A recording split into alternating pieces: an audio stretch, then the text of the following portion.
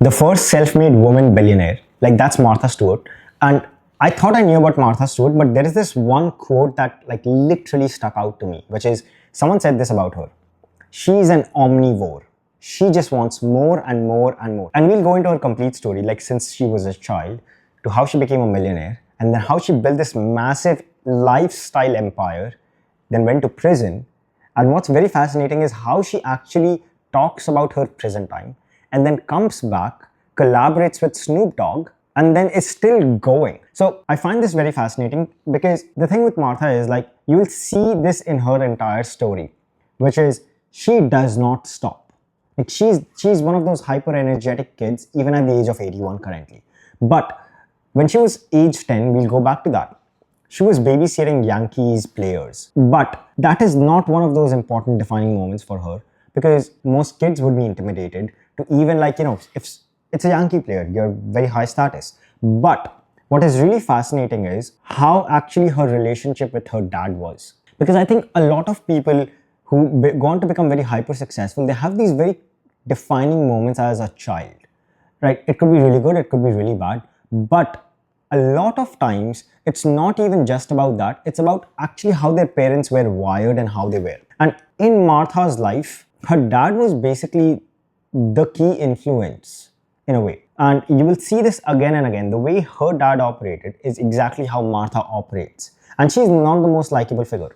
So there is this thing she says about her dad, which is like he was mean. But then there is an aspect to his dad, which is like he was a person who wanted particular precision, things to be very orderly and done in a very particular way. If they were not perfect, they had to be done again. But at the same exact time, there is this moment where her dad entrusts her with whatever she is doing. She's like, Martha, you can do anything. There is this extreme sense of, hey, you are not good enough and you can do anything. And I think you will see this in a lot of high performers where there's this internal conflict and turmoil, which is like, I'm not good enough because of their voice in their head or whoever put it there. But also at the same time, hey, I want the best and I'm not willing to settle. And there's this thing about her, which is like when she was age 3, her dad taught her intricacies of gardening at age 3, demanding a level of precision that would later define her horticultural brand. And you will basically see it's Martha's life, or the way she at least operates, is more predictable than anyone thinks. The way she did things when she was young, she basically utilized that in her life over an extremely long course of time in the correct vehicles and mediums. Like that's very fascinating, which is like she understands leverage. That's one thing about Martha. And there are parts about her in her childhood as well, which kind of really stick out because most kids are not like that. Like Martha was defined as more focused than a bullet in flight and more centered than her peers. Like she's the archetype of the good child who would iron a shirt and write an A paper simultaneously. And there is this one aspect you will see with a lot of high performers, which is they have this very polymathic sense to them, which is like they can understand and juggle a lot of things. And Snoop Dogg said this about Martha, which is like, I don't understand how she does this. There's this infamous story about Snoop Dogg goes to Martha Stewart's house because Martha invites her and he's like, hey, this is the biggest house. And we were like, I don't know, like 100 people or something. And she prepares this massive buffet and it's all her. She's going there and like, whisking the egg and she's doing all these things by herself. And it's kind of like, hey, Martha still got it. And I think she was doing that exact thing when she was in school. And when she's 80, she's doing that exact same thing, just on a different scale with different things. So going back to her story, when she was age 15, she uses her appearance to get into fashion, to basically model. And even currently, in like 2026, most people are not earning $50 an hour. And Martha was earning in 1950 somewhat, $50 an hour.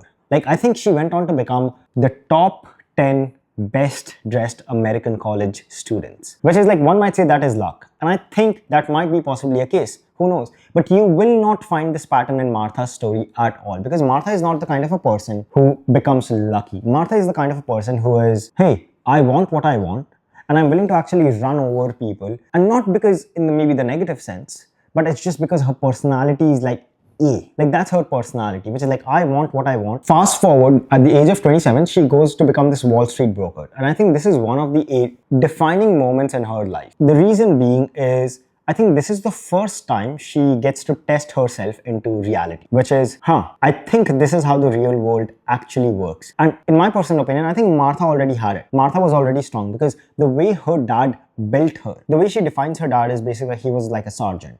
It's like he was mean, he was very precise, he was very particular, but it built her. That actually helped her to even go into a space which was completely male dominated. Like Martha Stewart goes to Wall Street, which is completely male dominated. Like she's the only female stockbroker there. You have to understand, this is not 2026. This is somewhere in 1960s. Like there is no woman there.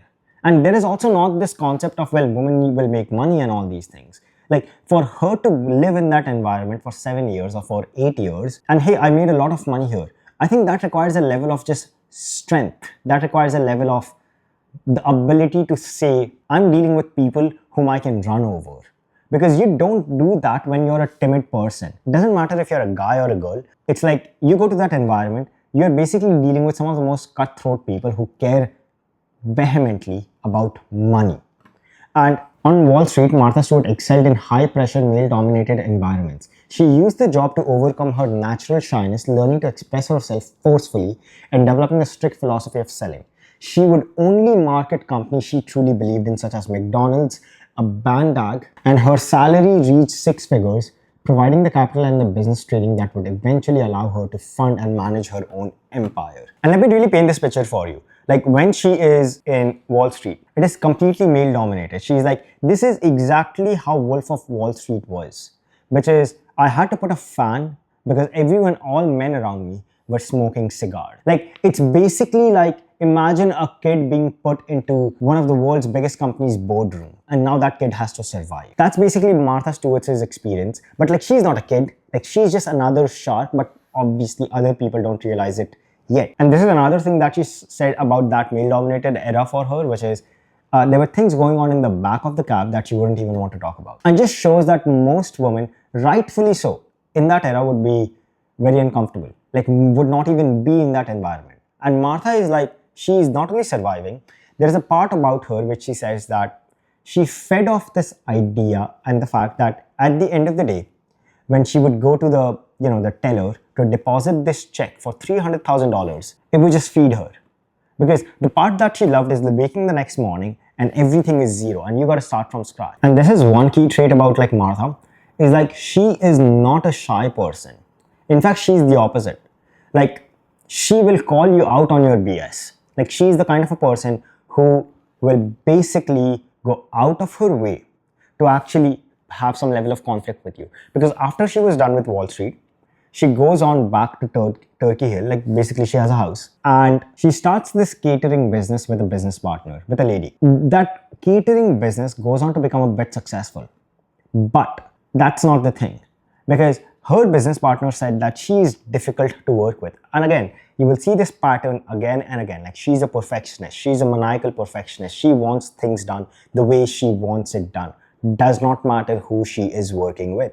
And eventually she bought out the partner, even though the business was successful. And again, this is the interesting part about Martha's story because this was done in such a short time, which is Martha has a fallout with her business partner, this lady Norma, and long story short, she buys her out. She was also put to manage this mini mall for which had gourmet food store and everything. And she has a fallout with them as well because she had a particular vision. And again, Martha is not afraid to butt heads. So she was forced out of that as well. But the next year, because she owned her business, she made $1 million in 1977.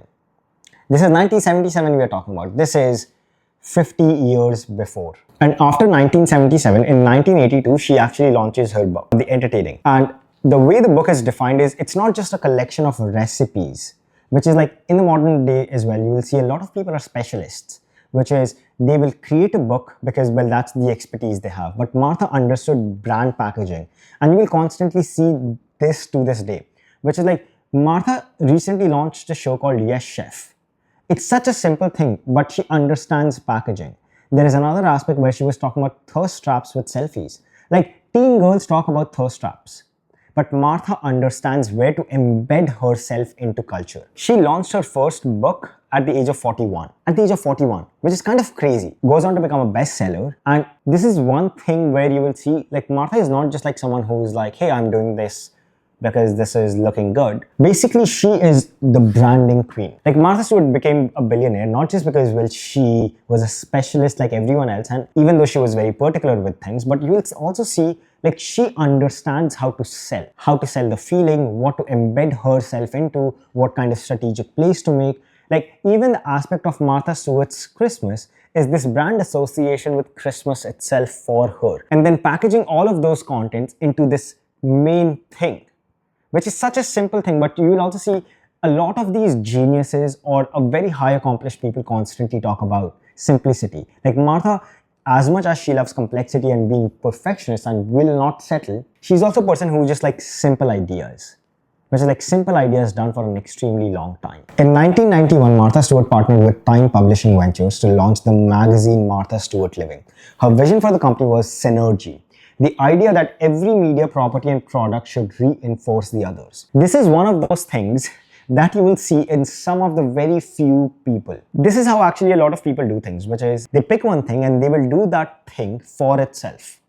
But the way these high-level architectural thinkers operate is like they pick one main thing, there are other ancillary things they build around that, and they figure out a system which is like this multiple win scenario where each serves as this reinforcement for the bigger thing and the smaller thing at the same time. It requires a level of complex thinking. And that's what Martha did. On the outside, it looks simple. But when you look at her empire, like she went into horticulture, she went into food, she went into just recipes, she went into lifestyle, she went into magazines, she went into writing books, she went into just a media empire, like completely. Martha was actually the first influencer before the word influencer even existed.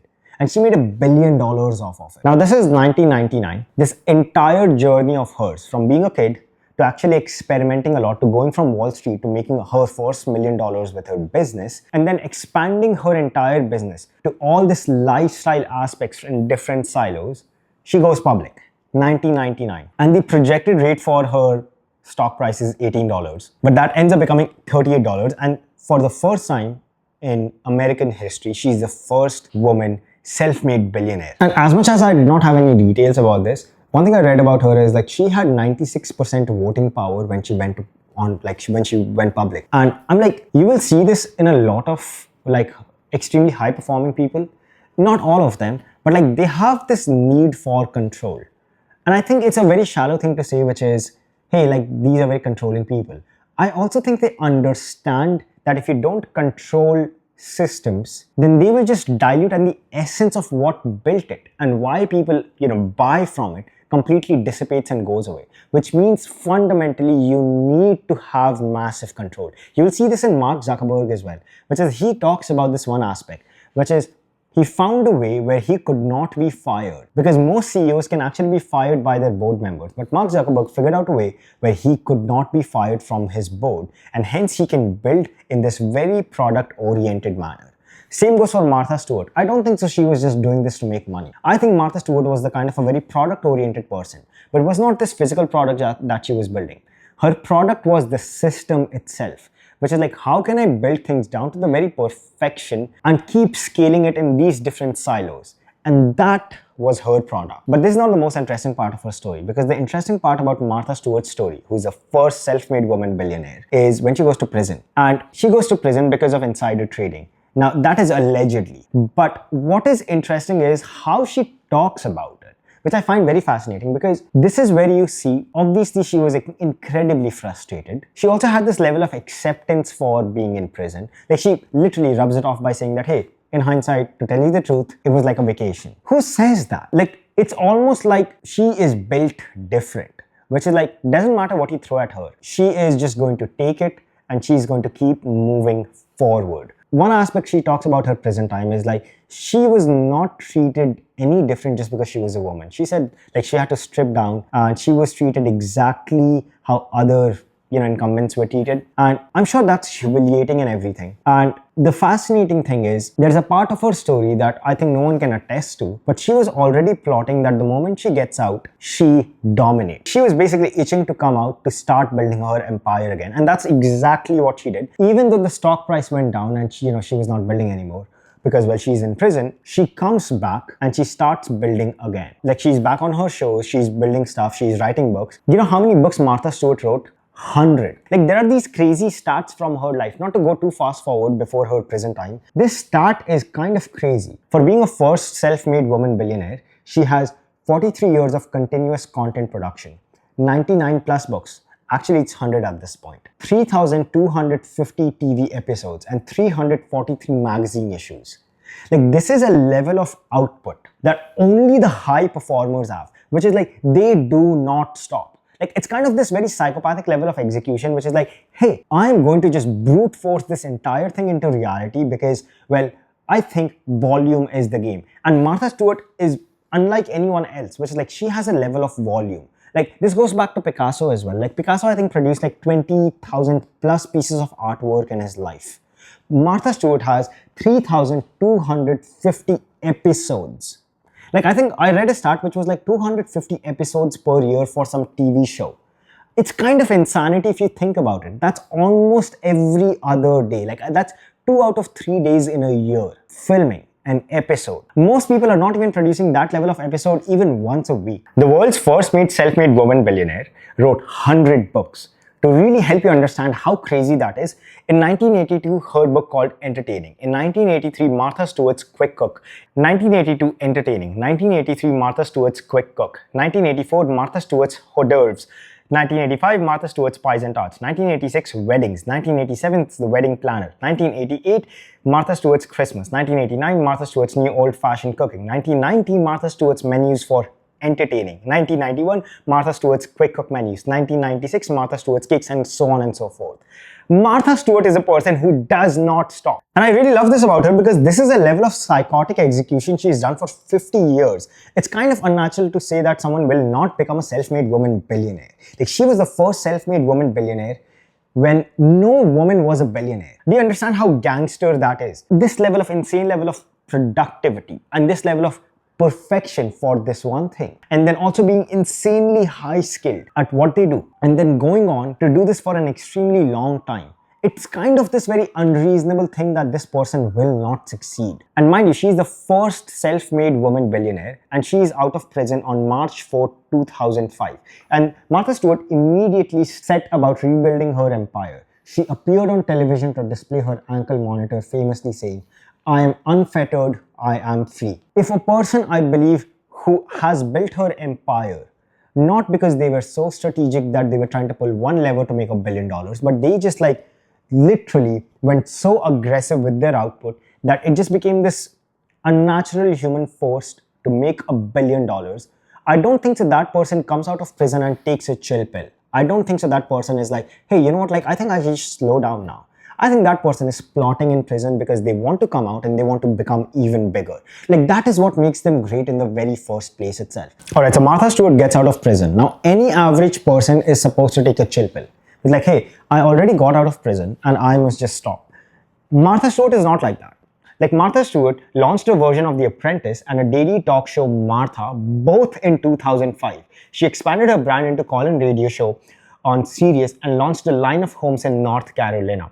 A major shift occurred in 2016 with her collaboration with Snoop Dogg. You can already see this. Like, Martha Stewart in 2005, like, the moment she gets out, she's like, I'm unfettered, I am free, and she goes on to build.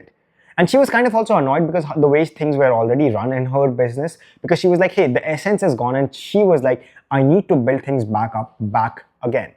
Like, mind you, she's already a decently older woman at this. Like, most young people don't have that. And she's like, I'm out of prison, I must build again. And I love this about her story because, as I said, Martha Stewart does not stop. Like, she's not a person who just takes things for what it is and be like, hey, I think this is the cards life dealt me and hence I must stop. She's like, no, I will build my own cards from scratch no matter what it takes, no matter what life puts in front of me.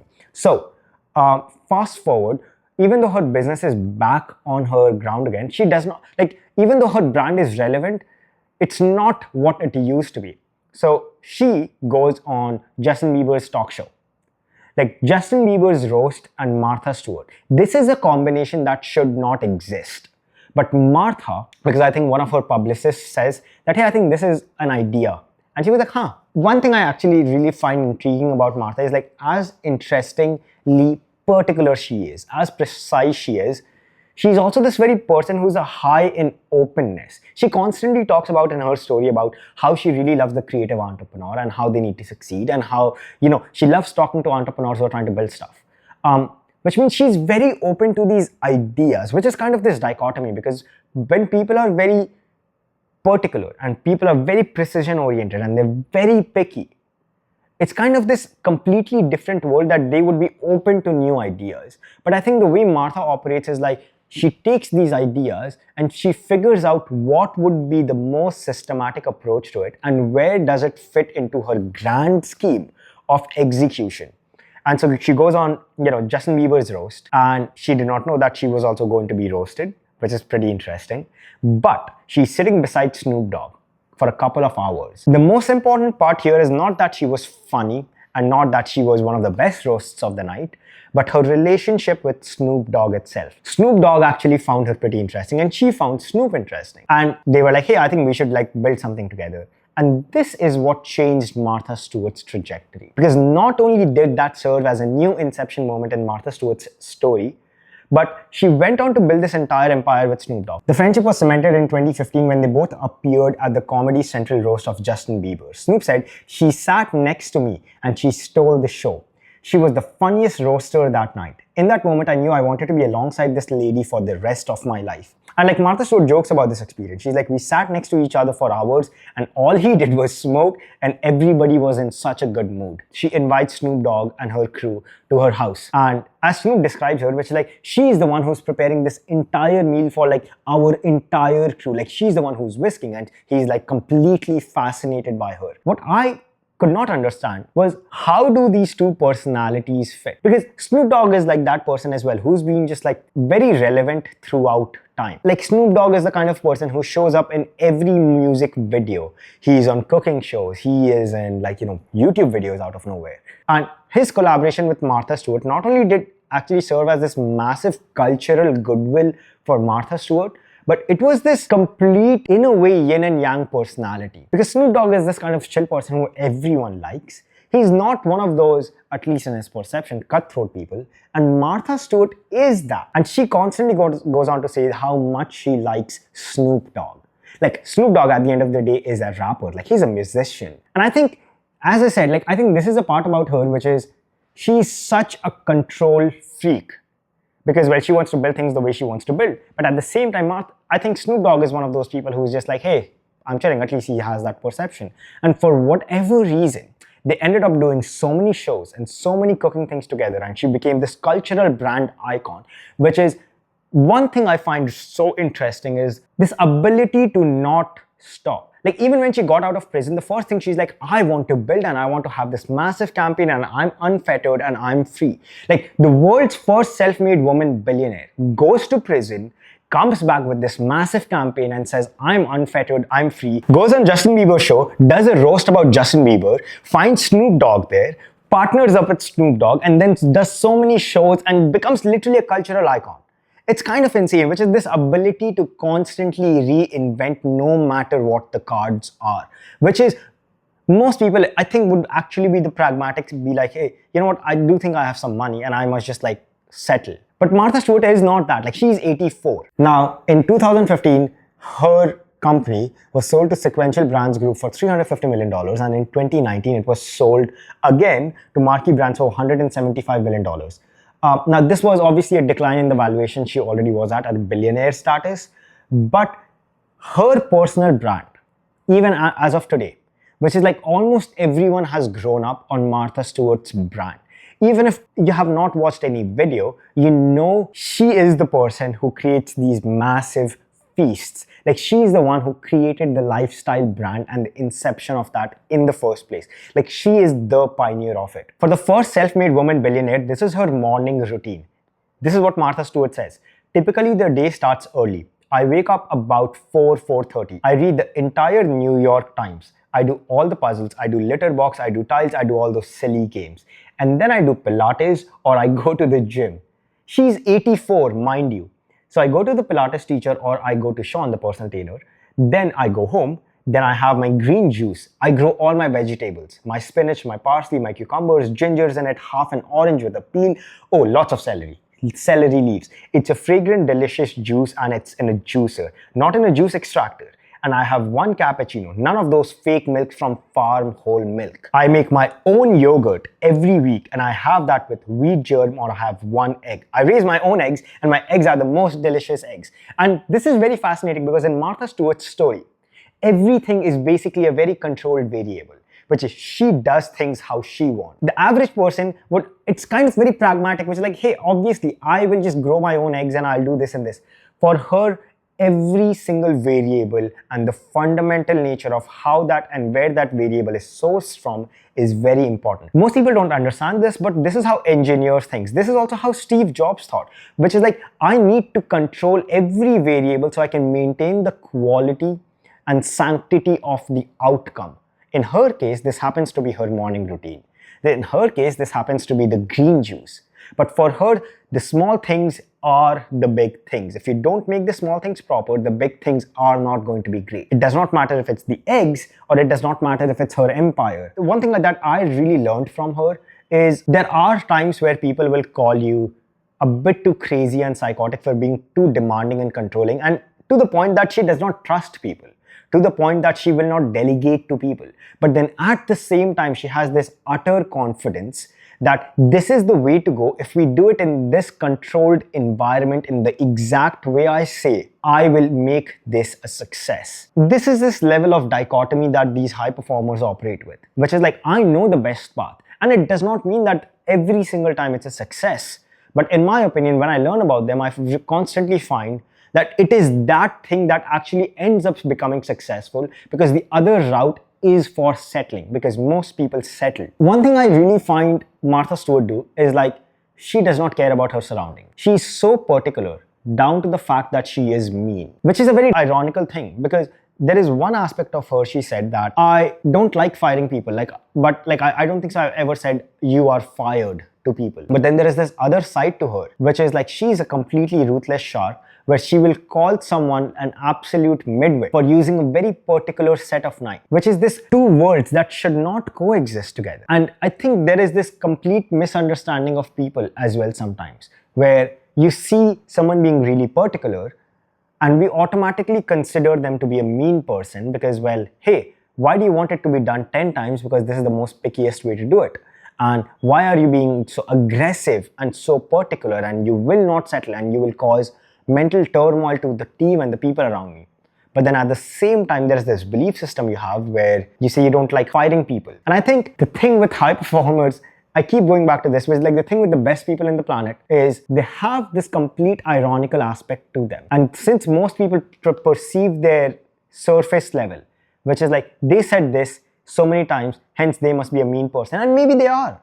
Maybe they have these sociopathic tendencies to them, but that is exactly as well what demands this level of excellence from their team. And obviously you can have a human side to you as well, which will not be highlighted that much. One aspect of Martha Stewart, if you look at this broad picture about her industry and how she built her empire, is like, for her, the product not only was her recipes, but it was also the system she built.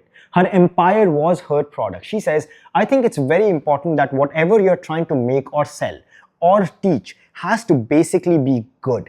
A bad product, you know what, won't be here in 10 years. And this is one pretty interesting thing, because most people who are even trying to do something, they don't have this aspect of, will this last the test of time? Like, what they actually have is this leverage thinking, which is like, I want to do this and I want to iterate this and I want to make sure things are great. And will people want this thing in 10 years? Which basically shows how can you build something which is simple but will have this compounding effect if done really, really well over a course of time, versus just capitalizing on the moment for what it is. At age 81, the world's self-made woman billionaire, Martha Stewart, became the oldest woman to grace the cover of Sports Illustrated swimsuit edition. Mind you, she is 81. And Martha Stewart has that level of, She understands what sexy is. I think she went on a show to talk about thirst traps. Teen girls talk about thirst traps. Guys talk about thirst traps. But for someone to be 81 and be in their 80s and understand branding and marketing, and then be on the cover of swimsuit edition of Sports Illustrated, just shows that she's not going to stop. Like, she is not the person who you take lightly even at the age of 81. Because in 2024, right after that, she launched her 100th book. And this is very fascinating about people like these, which is what you find is when she was a kid, she had these extreme personality traits and this ability to just not stop. Like, she constantly says that, hey, I don't think so, I need to sleep that much. Like, you will see this constantly in these A-type personalities. Does not matter if it's a man or a woman. They just want to build. And they have so many interests and so many passions. And I think Martha Stewart's story is basically this complete concoction of she learned gardening. And then she went on to build this horticulture brand. She saw her mother cook these massive meals. And then she made this massive meal for Snoop Dogg. And then she made this massive lifestyle brands with recipes. She saw her dad being so precise with how he does things, and if things are not good enough, things are not good enough, and her dad will not settle. She has that exact same control freak to her when she is older. She is the kind of a person which is like, she knows what she wants and she will not stop. That's the story of Martha Stewart. And before finishing off, I'll give you this trajectory for her life from the age of 60. From the age of 60, her stock drops to $16 per share. She loses billionaire status and she sells this stock. At 61, the investigation occurs. On 62, she's indicted on 9 counts. She steps down as the CEO.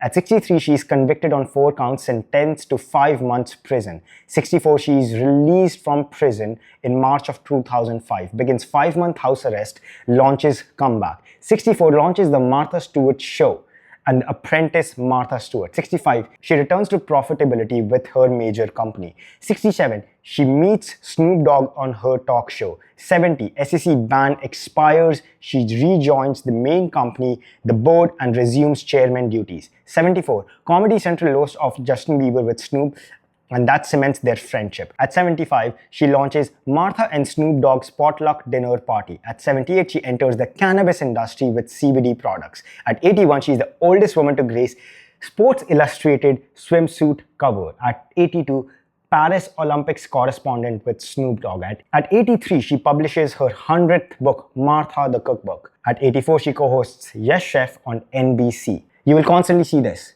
She does not stop.